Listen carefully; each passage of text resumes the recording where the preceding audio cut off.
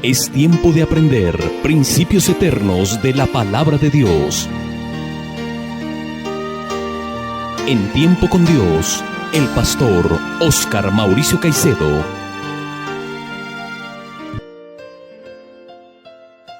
Por la maravillosa gracia de Dios nos reunimos una vez más a través de este medio de comunicación para estudiar la bendita palabra de Dios.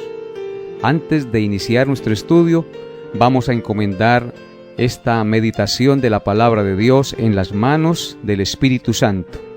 Amado Dios y Padre nuestro, te damos gracias por regalarnos un día más de vida y por darnos la oportunidad y el deseo de nuestro corazón de estar dispuestos a estudiar tu palabra.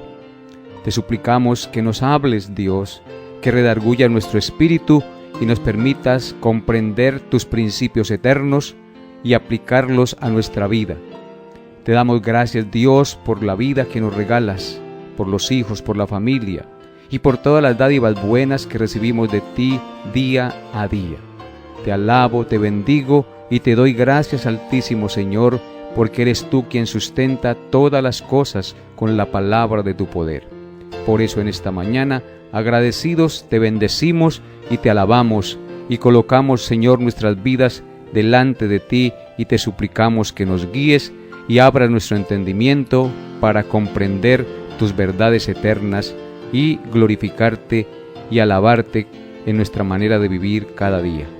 Te pido estas cosas, mi Señor, en el glorioso nombre de nuestro Señor y Salvador Jesucristo. Amén y amén. Estamos estudiando la carta del apóstol Pablo a los Gálatas.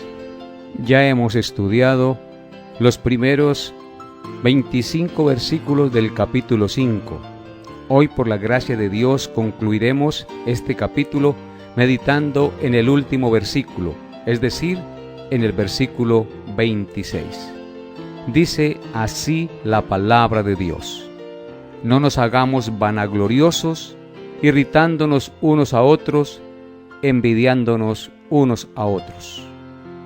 Pablo, en consecuencia a la exhortación de vivir y andar por el Espíritu Santo, en los versículos 24 y 25, ahora condena 3 pecados que estaban manifestándose en los hermanos de la iglesia de Galacia, a la cual él estaba escribiendo esta carta. Y la razón por la que estos 3 pecados se estaban manifestando entre ellos era porque no estaban andando en el Espíritu Santo, sino en la carne.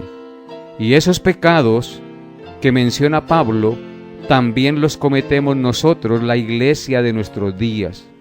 Por lo tanto, esa exhortación también es para nosotros. ¿Cuáles eran esos pecados? Dice claramente el versículo que eran la vanagloria, la irritabilidad o la ira y la envidia entre unos y otros. Y sobre estos 3 pecados vamos a hablar en esta mañana. Dice el versículo 26: no nos hagamos vanagloriosos, irritándonos unos a otros, envidiándonos unos a otros. La vanagloria, amables oyentes, viene cuando hacemos algo para exaltar el yo y no a Cristo. Este es un pecado muy recurrente entre las personas y entre el pueblo de Dios. Nosotros los hombres queremos siempre exaltarnos a nosotros mismos. Nosotros los hombres queremos siempre que nos reconozcan por sobre los demás. Es decir, anhelamos y deseamos gloria para nosotros mismos, exaltar el yo, exaltar el ego. Es un pecado muy común que se comete y al cual estamos expuestos nosotros los hombres.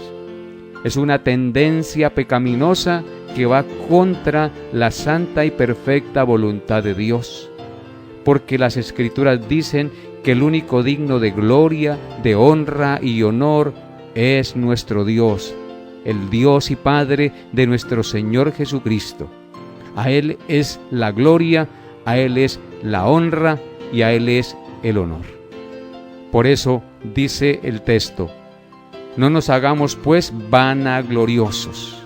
La gloria del hombre es vana, la gloria de este mundo es pasajera, y nosotros lamentablemente andamos tras de lo pasajero, andamos tras de lo vano y que no tiene trascendencia eterna, y nosotros debemos, con las fuerzas de nuestro corazón, pedir al Espíritu Santo que no permita que en nosotros se dé la vanagloria, porque no es de Dios el ser vanagloriosos. El único ser que merece la gloria, la honra y el honor es Dios nuestro Creador. Por ejemplo, Pablo en Filipenses capítulo 2, versículo 3 dice, hablando a la iglesia de Filipos: nada hagáis por contienda o por vanagloria. Claramente Pablo dice que no debemos hacer nada por contienda o por vanagloria. Antes bien, dice él, con humildad, estimando cada uno a los demás como superiores a él mismo. Para no ser vanagloriosos, tenemos que ser humildes. Claramente el pasaje que acabé de leer dice: no hagáis nada por contienda o por vanagloria, antes bien con humildad, estimando cada uno a los demás como superiores a él mismo. Para poder ser humildes, necesitamos estimar a las demás personas como superiores a nosotros mismos. Para evitar la vanagloria, debemos considerar a los demás superiores a nosotros mismos. Ahí está la clave, amables oyentes. No debemos mirarnos a nosotros mismos superiores a los demás. Debemos mirar a los demás superiores a nosotros mismos, y eso evitará que en nosotros surja la vanagloria. Así como Cristo, quien siendo Dios se hizo hombre, no estimó el ser igual a Dios como cosa a que aferrarse, sino que se despojó a sí mismo, tomando forma de siervo, hecho semejante a los hombres, y estando en la condición de hombre, se humilló hasta la muerte y muerte de cruz. Él, siendo Dios, se hizo humilde, se hizo hombre, se humilló para que nosotros fuéramos exaltados, para que nosotros obtuviéramos vida eterna. El mejor ejemplo de una persona humilde, porque la humildad es lo contrario a la vanagloria o al orgullo. Ese ejemplo lo tenemos en Cristo nuestro Señor. Él no estimó el ser igual a Dios. Él se despojó a sí mismo, y al despojarse a sí mismo, Dios le exaltó hasta lo sumo y le dio un nombre que es sobre todo nombre. A Él sea la gloria por siempre. Por eso nosotros siempre debemos mirar a Cristo y aprender de Él, porque Él es nuestro ejemplo de humildad. Si queremos evitar la vanagloria, tenemos que vivir conforme Cristo vivió e imitar a Cristo, porque Él es nuestro ejemplo y modelo de vida. No solamente es nuestro Señor y Salvador, sino nuestro modelo a imitar. Por eso Él condenó duramente la vanagloria y el orgullo de los fariseos. En Mateo capítulo 6, versículos 1 al 4, Él dice: guardaos de hacer vuestra propia justicia delante de los hombres, para ser vistos delante de ellos. De otra manera, no tendréis recompensa de vuestro Padre que está en los cielos. Cuando pues des limosna, no hagas tocar trompeta delante de ti, como hacen los hipócritas en las sinagogas y en las calles, para ser alabados por los hombres. De cierto os digo que ya tienen su recompensa. Mas cuando tú des limosna, no sepa tu izquierda lo que hace tu derecha, para que sea tu limosna en secreto, y tu Padre que ve en lo secreto te recompensará en público.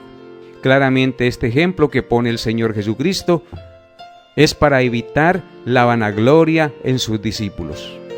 Él dice: guardaos de hacer vuestra justicia delante de los hombres, es decir, de hacer las cosas para que los hombres los alaben y les den palmaditas en el hombro y les digan que son los más espirituales y bondadosos. Eso es buscar vanagloria. De otra manera, dice el Señor, si ustedes hacen eso y buscan ser alabados y glorificados de los hombres, es decir, si buscan la vanagloria, no tendréis recompensa de vuestro Padre que está en los cielos. Cuando tú des limosna, dice el Señor, no hagas tocar trompeta delante de ti, como hacen los hipócritas, en las sinagogas y en las calles para ser alabados por los hombres. De cierto os digo que ya tienen su recompensa. Mas cuando tú des limosna, dice el Señor, no sepa tu izquierda lo que hace tu derecha. En otras palabras, que nadie se dé cuenta de las buenas obras que usted está haciendo, para que los hombres no lo alaben ni lo vanagloríen, ni usted busque la gloria de los hombres. Usted debe buscar la aprobación y la gloria de Dios, no de los hombres. Dice el Señor que para que tu limosna sea en secreto y tu Padre que ve en lo secreto te recompensará en público. Eso es lo que nos debe importar, la opinión de Dios y no la gloria y la exaltación de los hombres. Por eso Pablo dice, no nos hagamos pues vanagloriosos. Debemos evitar la vanagloria a como dé lugar, amados hermanos y amigos que me escuchan a través de este medio de comunicación. ¿Es usted una persona vanagloriosa? ¿Es usted una persona que busca la gloria, la honra y la alabanza de los hombres? Si es así, hoy le animo a que se arrepienta de ese pecado y le pida a Dios que le limpie y le dé humildad, para que usted no busque su propia gloria, sino que busque siempre la gloria de Dios, para que usted sea una persona humilde y viva como es digno del Evangelio. Cristo es nuestro mayor ejemplo de humildad. Él no buscó gloria, Él buscó la gloria del Padre. Y para buscar la gloria del Padre debemos someternos a su voluntad. Así es, amable oyente, le invito hoy a ser humilde, a arrepentirse de su orgullo o de su vanagloria, y a confiar en Cristo, y a pedirle que le llene y le revista de la humildad de Cristo, porque sólo así honraremos a Dios y viviremos para su gloria. Y el segundo pecado que menciona Pablo en este versículo 26 es la irritación. Dice Pablo, no nos hagamos vanagloriosos, irritándonos unos a otros. Pablo dice, irritándonos unos a otros. Este es el otro pecado que estaban cometiendo los hermanos de Galacia. La irritación o la ira. Irritación o ira es lo mismo. Esa irritación o esa ira puede venir por muchas causas. En ocasiones, estos hermanos se ponían a hablar de temas bíblicos y terminaban ofendiéndose, porque no aceptaban sus puntos de vista, tratando de imponer sus puntos de vista al otro, y entonces resultaban ofendiéndose por temas bíblicos.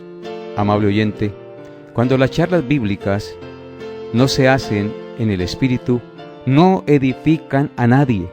Por el contrario, traen amargura y frustración. Hay hermanos que quieren imponer sus puntos de vista doctrinales a los demás. Ellos pueden tener la razón en la doctrina que están tratando de imponerle al hermano, pero no se trata de nosotros, porque el que trae convicción y convence a los que están en el error es el Espíritu Santo. Nosotros debemos exponer la verdad de Dios y rogar a Dios que en su Santo Espíritu convenza a la persona. Nosotros no somos los que convencemos ni convertimos a los demás, y así evitaremos la irritabilidad y los conflictos entre nosotros. Porque estos hermanos por cualquier cosa se irritaban, no eran tolerantes, no tenían paciencia y mantenían entonces en irritabilidad y en iras, lo cual no era correcto ni agradable a los ojos de Dios, sino que por el contrario estaban siendo piedra de tropiezo y mal ejemplo a las personas nuevas que estaban iniciando en el Evangelio. Es por eso que en Primera de Timoteo, capítulo 2, verso 8, el apóstol Pablo escribió lo siguiente: quiero pues que los hombres oren en todo lugar, levantando manos santas, sin ira ni contienda. Claramente aquí tenemos una orden apostólica y es que debemos orar y levantar manos santas sin iras ni contiendas. A veces los hermanos oran estando en iras y en contiendas con los demás hermanos. Esa oración no es agradable a Dios. Esa oración no es recibida como incienso al trono de Dios. Nosotros debemos orar sin iras ni contiendas. Si hay problema con otros hermanos, debemos ponernos a paz, porque ¿cómo puedo yo orar disgustado con mi hermano?, dice el himno. No podemos orar con iras o contiendas o irritados con los demás hermanos. Debemos ponernos a paz y luego sí levantar nuestras oraciones a Dios para que lleguen como incienso al altar del Señor. También el apóstol Santiago, en el capítulo 1, verso 19 al 20, escribió lo siguiente acerca de esta verdad que venimos tratando. Dice así Santiago en el capítulo 1, versículos 19 al 20. Por esto, mis amados hermanos, todo hombre sea pronto para oír, tardo para hablar, tardo para airarse, porque la ira del hombre no obra la justicia de Dios. Este pasaje es contundente, amables oyentes. Santiago nos dice: mis amados hermanos, que todo hombre sea pronto para oír, tardo para hablar y tardo para airarse. Nosotros cometemos pecado por no saber escuchar, cometemos pecado por no refrenar nuestra lengua o por no hablar palabras sabias y entendidas de acuerdo a la voluntad de Dios, y nosotros cometemos pecado por airarnos fácilmente. Dice aquí el texto que la ira del hombre no obra la justicia de Dios. Nosotros debemos pedir al Santo Espíritu de Dios que controle nuestras emociones irascibles, que tengamos dominio propio sobre la ira y no irritarnos fácilmente, porque eso traerá contienda, desunión y amargura a las personas y deshonra para nuestro Dios, porque el texto dice claramente que la ira del hombre no obra la justicia de Dios. Cada vez que nosotros como hombres nos airamos, estamos pecando contra Dios, porque la ira del hombre no obra conforme a la justicia de Dios, sino contra la justicia o la ley de Dios. Y esto debemos entenderlo claramente, amables oyentes.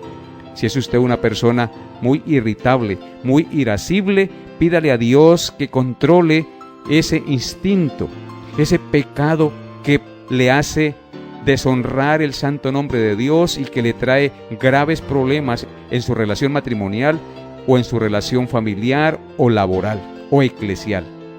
Cuando somos personas irascibles, no obramos conforme a la voluntad de Dios.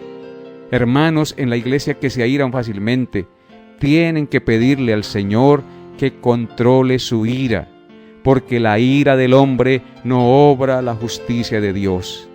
Que por el contrario les dé paz y ustedes tengan dominio propio para refrenar ese pecado que está latente y en el cual fácilmente caemos todos nosotros si no refrenamos esta emoción pecaminosa. Y en Proverbios capítulo 29, verso 22, también nos dice la palabra de Dios acerca de este tema, de la irascibilidad o de la irritación. Proverbios 29, 22 dice: el hombre iracundo levanta contiendas y el furioso muchas veces peca. Claramente este proverbio nos indica que el hombre iracundo levanta contiendas. ¿Es usted una persona que mantiene en contiendas, en peleas con sus compañeros de trabajo, con sus hermanos de iglesia, con su esposo, con sus hijos? Tiene que revisar su vida y corregir esto que le induce a pecar contra Dios, porque el hombre iracundo lo único que hace es levantar contiendas. Y también dice el proverbio: y el furioso muchas veces peca. Una persona iracunda o furiosa muchas veces peca. Si usted y yo no controlamos la ira, pecamos muchas veces contra Dios. Es decir, estaríamos practicando el pecado. Y eso no es propio de los hijos de Dios. Nosotros tenemos que entender que somos hijos de Dios y que Ya en nosotros está la nueva naturaleza creada según Dios, y que tenemos el Espíritu Santo, y por Él podemos dominar lo mejor posible estos brotes de pecado que aún quedan como remanentes en nuestro ser. Pidamos a Dios que nos dé su gracia para poderlo hacer, amable oyente. Y por último, Pablo menciona en el versículo 26 de Gálatas 5 el pecado de la envidia. Dice el texto: no nos hagamos pues vanagloriosos, irritándonos unos a otros, envidiándonos unos a otros. La envidia mencionada por Pablo aquí también trae muchos problemas y situaciones difíciles y dolorosas a nuestra vida. Algunos tenían posesiones en la iglesia de Galacia, tenían cargos y dones que otros no tenían, y surgían entonces las envidias. Porque también nosotros los hombres, por nuestra condición caída, tendemos a ser envidiosos. La envidia se da porque no estamos contentos con lo que Dios nos da, o queremos lo que otro tiene que yo no tenga. En Génesis capítulo 30, versículo 1 dice la palabra de Dios: viendo Raquel que no daba hijos a Jacob, tuvo envidia de su hermana, y decía a Jacob: dame hijos o si no me muero. Este pasaje nos indica que Raquel sintió envidia de su hermana porque su hermana tenía hijos y ella no podía tenerlos. A tal punto que le dice a Jacob: dame hijos o si no me muero. La envidia produce idolatría, hace que nos llenemos de amargura y de resentimiento por no estar contentos con lo que Dios nos da. Pidamos a Dios la gracia para estar contentos con lo que tenemos y no ser envidiosos, porque la envidia nos lleva a la irritabilidad, nos lleva a la vanagloria, porque es poner la confianza en las cosas pasajeras y no en Dios. En Job capítulo 5, versículo 2, la palabra de Dios también dice: es cierto que al necio lo mata la ira, y al codicioso lo consume la envidia. Así es, amable oyente, este es un pasaje glorioso. Nos dice que al necio lo mata la ira, y al codicioso lo consume la envidia. La envidia nos puede consumir a tal punto que nos sumerge en amargura y en depresión por no tener lo que otro tiene, que yo no tengo. Estemos contentos con lo que Dios nos da y no anhelemos tener las cosas materiales. Anhelemos amar y servir a Dios. Busquemos primeramente el reino de Dios y su justicia, y todo vendrá por añadidura, amable oyente. La meta y el compromiso de todo creyente es honrar y glorificar a Dios y buscar primeramente el reino de Dios y su justicia. Estemos contentos con lo que tenemos, amables oyentes. Démosle gracias a Dios por lo que tenemos. No vivamos envidiando lo que otros tienen que yo no tengo. Si nosotros tenemos contentamiento, nuestra vida tendrá paz y no habrá amargura en nuestro corazón, sino que por el contrario andaremos libres de amarguras y de opresiones y de depresiones. Confiaremos en Dios y estamos contentos con lo que tenemos. El apóstol Pablo dijo: teniendo sustento y abrigo, estemos contentos con eso. Si tenemos a Cristo, tenemos la mayor riqueza, amable oyente. Por eso démosle gracias a Dios por Jesucristo y confiemos en Él. Él no nos desamparará ni nos dejará. Él estará a nuestro lado, porque así lo ha prometido. He aquí yo estoy todos los días con vosotros hasta el fin del mundo. Si Dios es por nosotros, ¿quién contra nosotros? Así es que el mayor tesoro que tenemos es Cristo. ¿Por qué hemos de envidiar las cosas temporales y pasajeras que otros tienen, pero que yo no tengo? Démosle gracias a Dios y confiemos en Él y vivamos para su gloria cada día. Que Dios les llene de su gracia, amables oyentes, y les haya hablado a su corazón. Y espero que esta palabra que hoy hemos estudiado sea de gran bendición a su vida y traiga transformación a su ser, para gloria y honra de nuestro Dios. Hasta aquí nuestra enseñanza por el día de hoy. Nos vemos Dios mediante el próximo programa. Bendiciones a todos en Cristo Jesús. hemos llegado a la parte final de Tiempo con Dios. Agradecemos su fiel sintonía y deseamos que la paz de Dios, que sobrepasa todo entendimiento, guarde sus pensamientos y corazones en Cristo Jesús. Les esperamos en nuestra próxima emisión para tener un tiempo con Dios.